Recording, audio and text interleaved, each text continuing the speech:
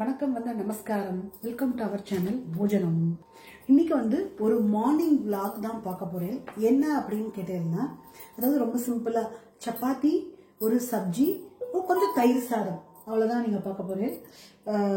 அதாவது இந்த சப்பாத்திக்கு சைட் டிஷ் என்ன அப்படின்னு கேட்டீங்கன்னா, அதாவது பேபி ஜாக் ஃப்ரூட் இருக்குல்ல, பலாமுசு, அதுல சைட் டிஷ் பண்ண போறேன்.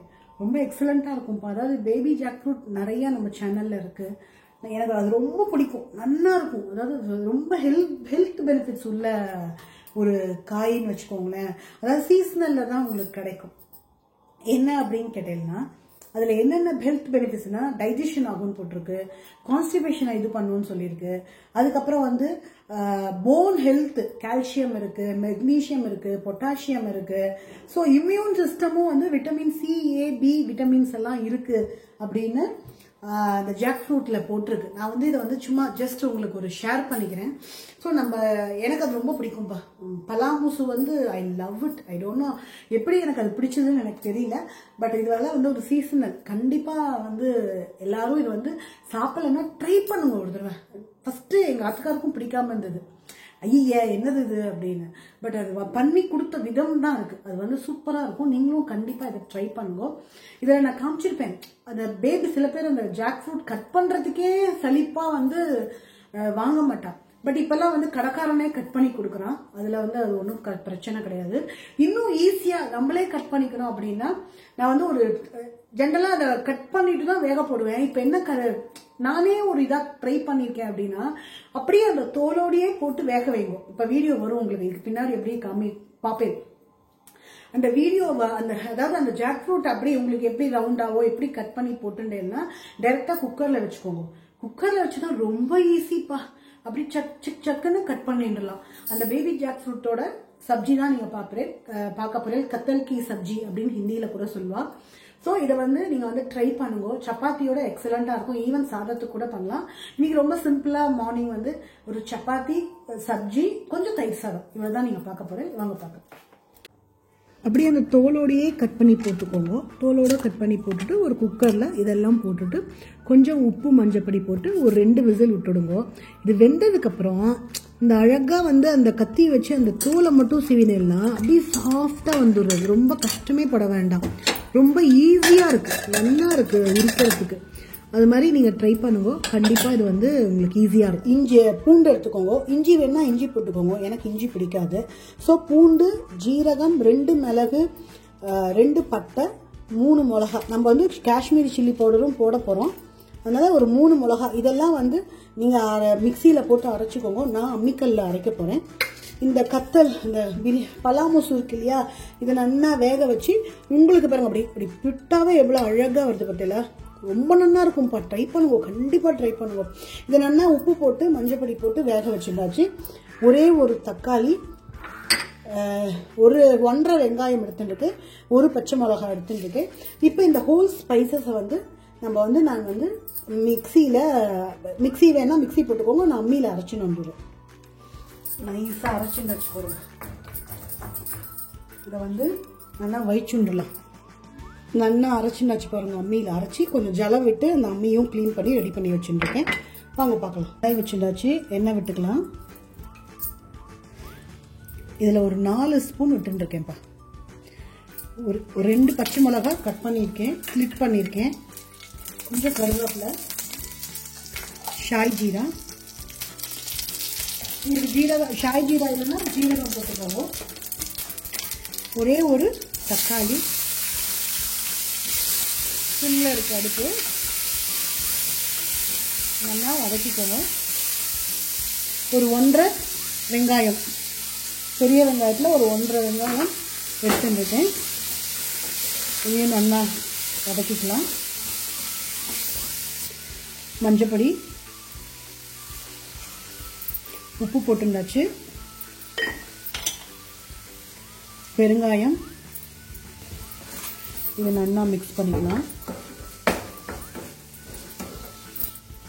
இப்போ அரைச்சுண்ட மசாலாவையும் போட்டுக்கலாம்.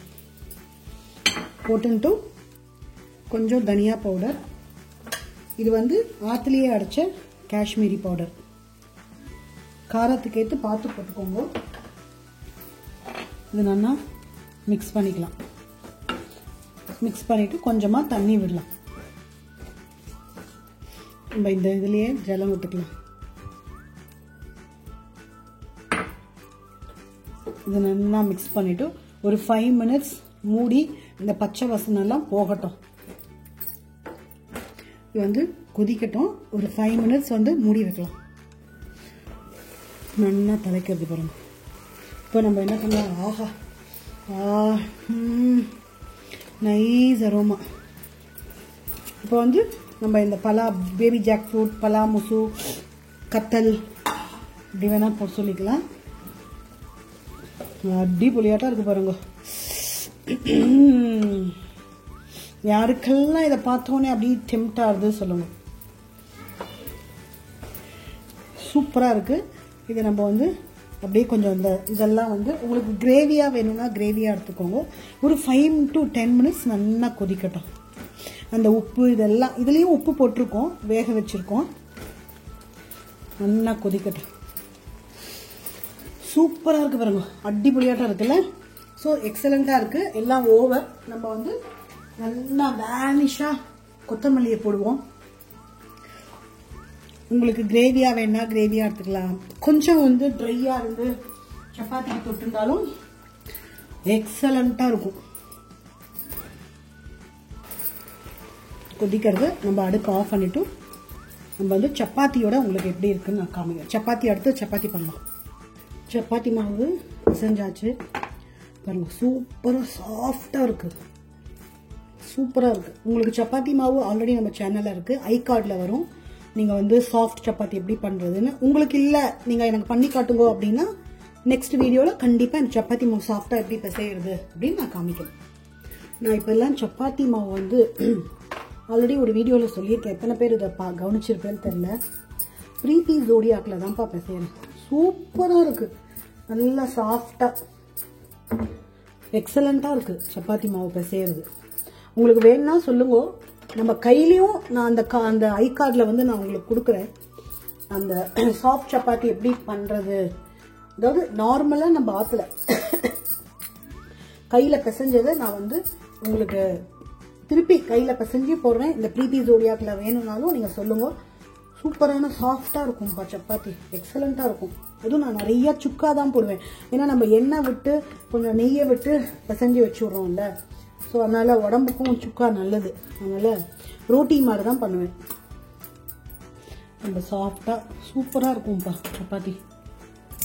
நல்லா சாஃப்டாக இருக்கும். சூப்பராக ரெடி ஆகிடுது. இப்போ நம்ம வந்து சர்வ் பண்ணலாம். சப்பாத்தி சூப்பராக இருக்குது பாருங்க.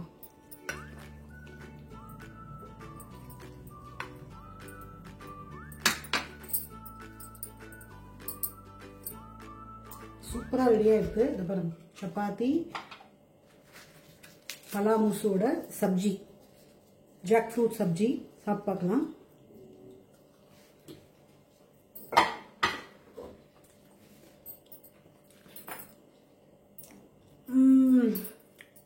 அடி தூளாக இருக்குது. அடி பொலியாட்டம் இருக்குது. எக்ஸலண்ட்டாக இருக்குது. கண்டிப்பாக அதை ட்ரை பண்ணுங்க.